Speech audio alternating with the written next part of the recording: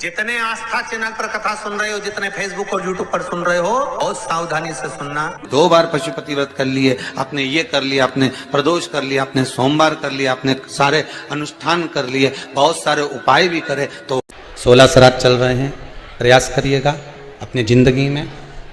श्राद्ध पक्ष की एकादशी के दिन पीपल के पत्ते पर शहद की 7 बिंदियां लगा दीजिए। जैसे पीपल के पराग से पितरों की शांति होती है। पराग जानते हो पीपल के पेड़ के नीचे कभी बैठ के देखना। आप लोग अगर बैठे हो तो थोड़ा थोड़ा पानी झड़ता रहता है, अपने आप हल्का हल्का सा पानी झड़ता है। कभी महसूस करा है आप लोगों ने? पीपल के पेड़ के नीचे बैठना, हल्का हल्का पानी झड़ता रहता है। उस पीपल के पराग, पीपल के पेड़ के नीचे थाली रख दो, उसमें जो पराग झड़े, पीपल के पेड़ का पानी झड़े, उस पानी को पानी में मिलाकर दरवाजे पर अगर सातिया बना दिया जाए तो पितृदोष समाप्त हो जाता है। पीपल के पत्ते पर चंदन लगा दीजिए। 7 आखे चावल, सफेद चावल उस पर रख दीजिए।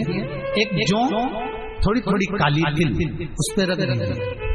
अपने पूर्वजों का नाम लेकर, पितरों का स्मरण कर कर, गोत्र बोलकर, नाम बोलकर बहते हुए पानी में उस पत्ते को छोड़ दीजिए। बहते पानी में छोड़ दीजिए। जिंदगी में कभी संपदा की कमी नहीं आएगी, पितर आशीर्वाद देकर जरूर जाएंगे, ये पक्का। शिव महापुराण की कथा तो यहां तक कहती है,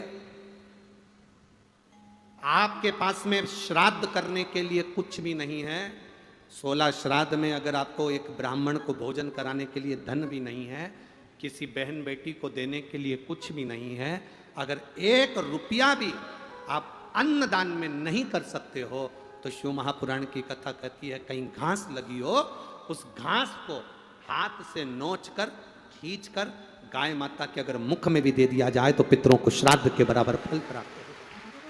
गाय के दूध से कैंसर समाप्त होता है, गाय के मूत्र से कैंसर समाप्त होता है, गाय के गोबर के कंडे पर पांव रखकर हल्दी डालकर बैठ जाओ तो शुगर का लेवल डाउन हो जाता है। गाय का एक एक शरीर का एक एक चीज हमारे जीवन को सुख प्रदान करने वाली।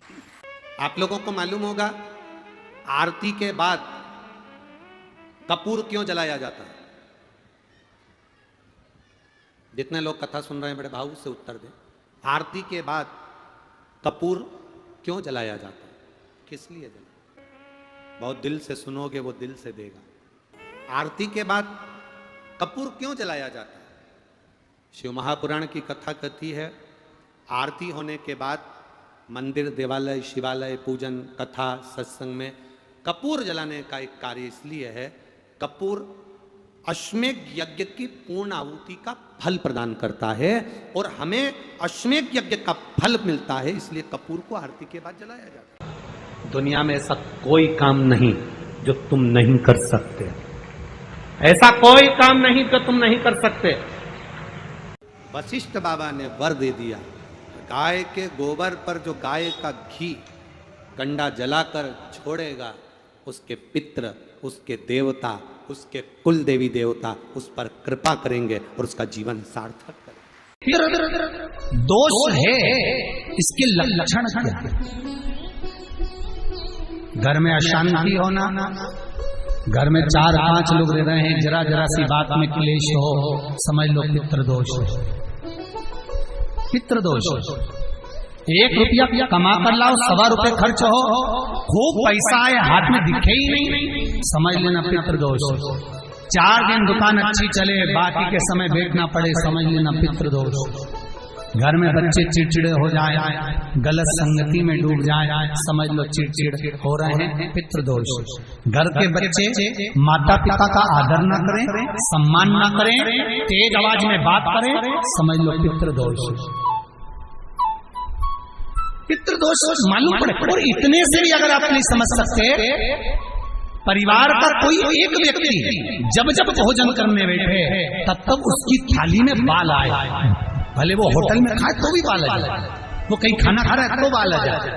8-15 दिन में, 4 दिन में, 3 दिन में, 2 दिन में, 6 दिन में आपकी थाली के भोजन में अगर बाल निकल रहा है, केश निकल रहा है, समझ लेना कि पितर आपसे कुछ मांग रहे हैं, पितर आपसे कुछ चाहते हैं।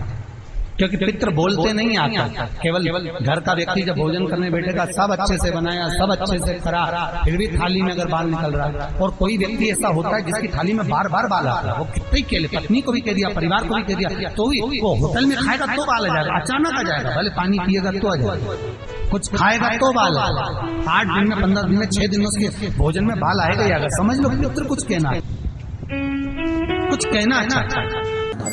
श्री शिवाय नमस्तुभ्यम, सब बोलिए एक बार जमकर, श्री शिवाय नमस्तुभ्यम। प्रैक्टिकल जरूर करना, कहीं सियोर वाला महाराज झूठ तो नहीं बोल रहा। शास्त्रों की बातें हमारे जीवन में हमें सुख प्रदान करे, इसलिए इस भाव का आनंद करते हुए आज की कथा को विराम देते हैं। श्री शिवाय नमस्तुभ्यम। मेरे चैनल को सब्सक्राइब करें, बेल आइकन प्रेस करें, जिससे कि आपको लेटेस्ट वीडियो की नोटिफिकेशन मिल जाएगी।